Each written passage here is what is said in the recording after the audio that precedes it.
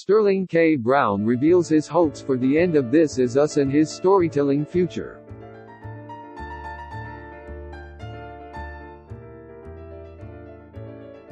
Sterling K. Brown has high hopes for the end of This Is Us and explains why he's helping cancer survivors tell their stories in a new partnership.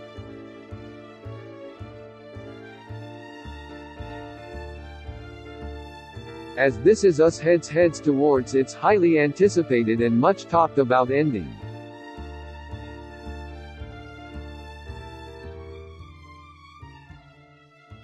There's one hope that star Sterling K. Brown has for the NBC drama, Don't Be Like Game of Thrones.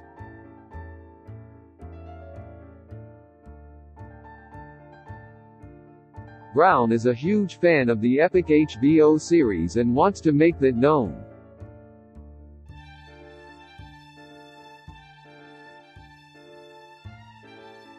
But even through his love, he can see that things went a little wrong towards the end.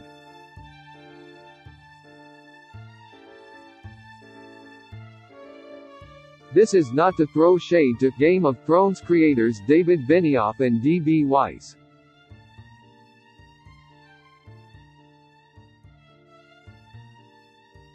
But after I watched the finale of Game of Thrones, I said to Dan Fogelman, Dan, we gotta do better.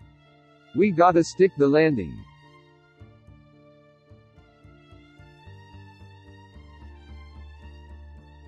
Brown told E! News in an interview to promote his partnership with Bristol Myers Squibb's Survivorship Today. He's like, we will stick the landing.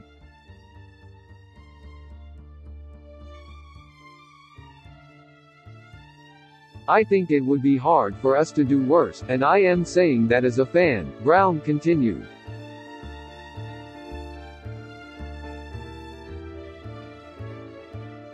I am saying that as a fan of what was one of the greatest television shows in history, it failed to stick the landing.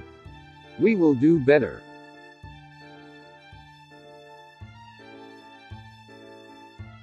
That feels like a solid promise, given that Brown already knows how the whole thing ends.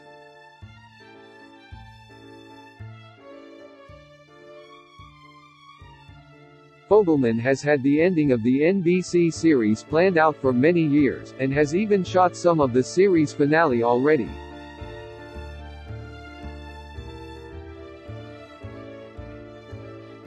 And while Brown couldn't say a word about what that ending might look like, he could say that throughout its final season.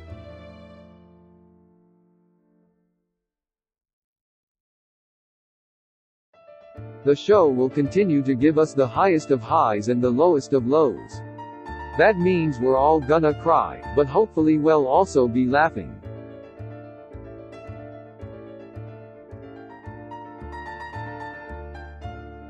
Our show has always been about the resiliency of humanity.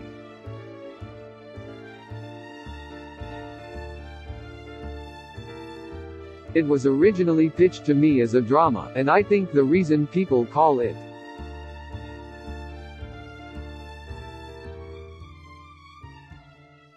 a weeper is because you have to have some really lovely highs in order to feel the lows.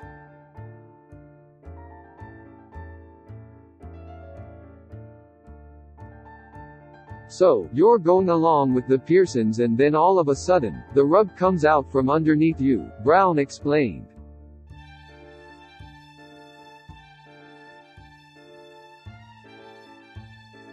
They say, oh man, that show keeps me crying all the time, but they fail to realize that right before that cry happened.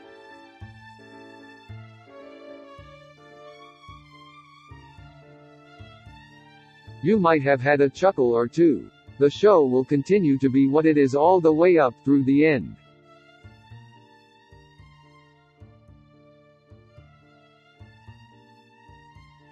Randall, in particular, has had some real highs and lows over the past couple seasons.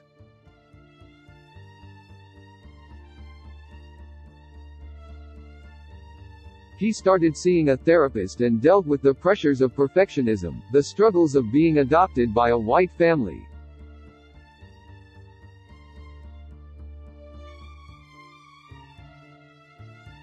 as well as the sense of loss he felt over his birth parents.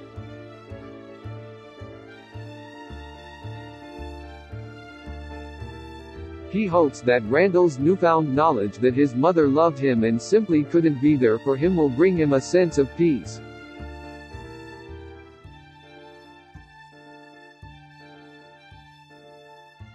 Randall has been haunted for such a long time by the idea of being perfect, and having to be perfect in order to be loved and in order to be of value.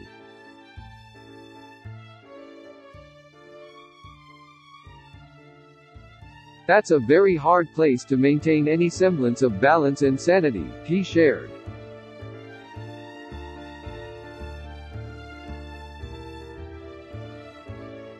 So I think more than anything else, especially after completing this last chapter of his story,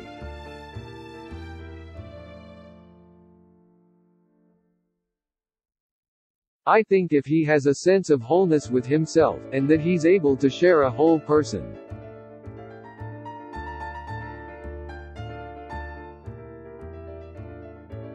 with his beautiful wife and his beautiful children and his beautiful children and his beautiful family, that's my greatest hope for Randall.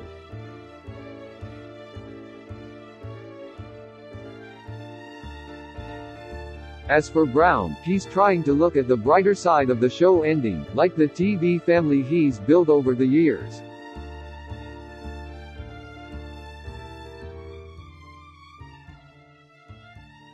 I think there's gonna be a lot of emotions that we're all having as we move towards this 6th and final season, as we come towards the end.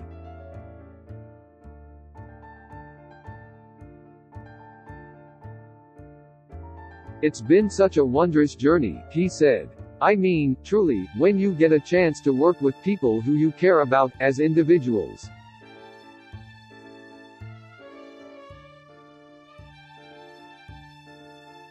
Not just as artists, but you know that they're going to be a part of your life forever. You're gonna miss the story, but they're still going to be a part of your life.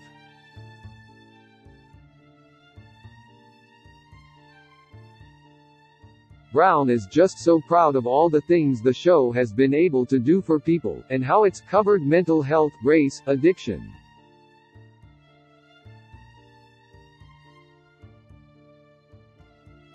gender and sexual identity and so much more in a way that really resonated with people.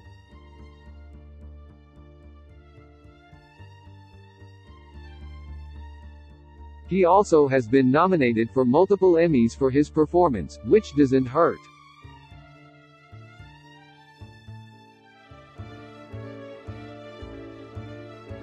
There's so many things that we've touched on, and have tried to, in a very conscious way,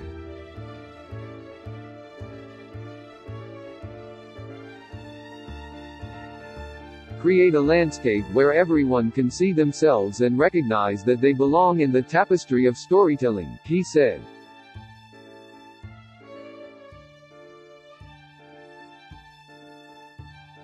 I am excited to bring it to an end, because I know we've been building towards something this whole time.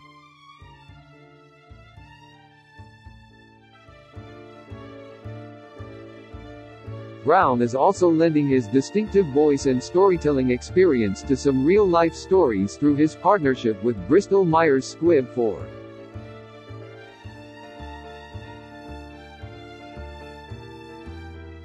a program called Survivorship Today.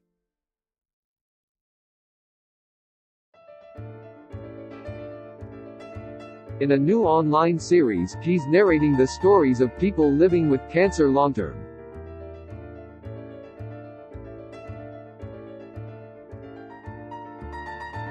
The reason why I got involved was because I had an uncle, my mom's brother, my dear Uncle Sonny, who passed away in 2004 from cancer.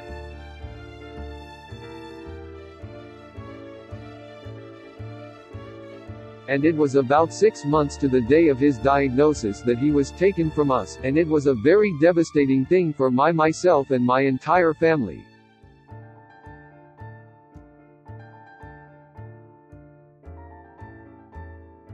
he explained. So the very fact that we're talking about living long-term with cancer, 16 or 17 years later, is awesome in and of itself.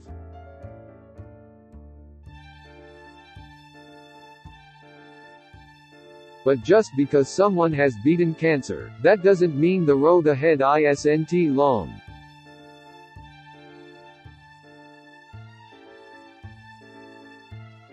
There's fear of relapse, there are physical, psychological, mental, spiritual changes that you have gone through.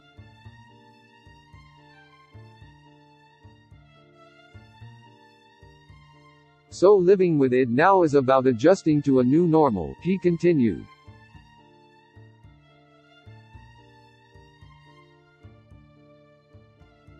So survivorship today is basically a series of stories where cancer survivors can go and hear and understand that they are not alone.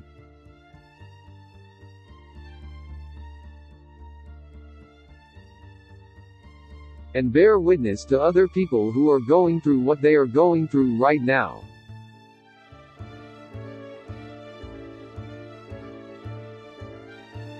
Brown said the process has obviously not been easy, but it has been incredibly illuminating and has given him a dose of perspective.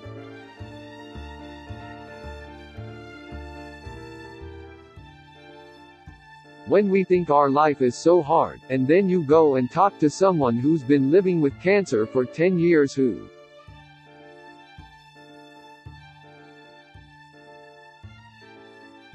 especially in the midst of the pandemic, and their immune systems being compromised.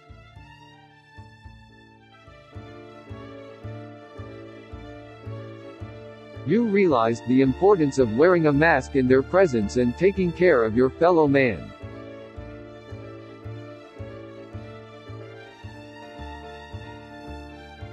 And not just recognizing this period of time is something that is affecting you personally but affecting your fellow man, your fellow woman.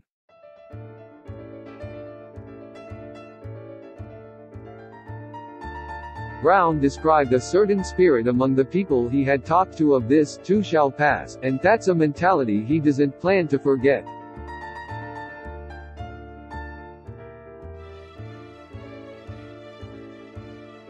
I kind of carry that with me, as a human being, he said. Recognizing the way that I face any obstacle in my life shapes the obstacle itself.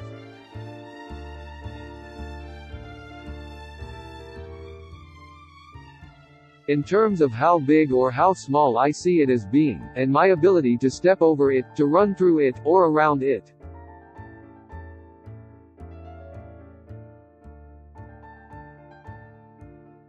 Telling these stories has also changed how Brown looks at the kinds of stories he wants to tell as he moves forward after This Is Us.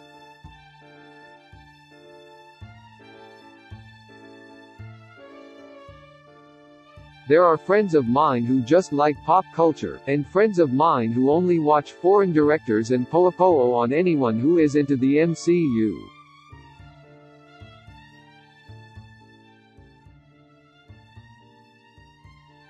It's like, there's so much power in so many different kinds of stories, he explained.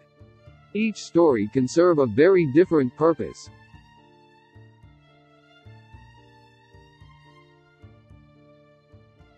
I have my own personal mantra as an actor and storyteller: to entertain, to educate, to edify.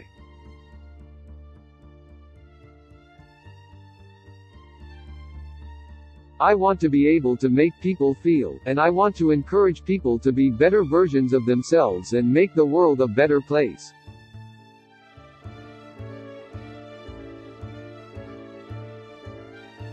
But there's also room for the silliest of sillies within me as well.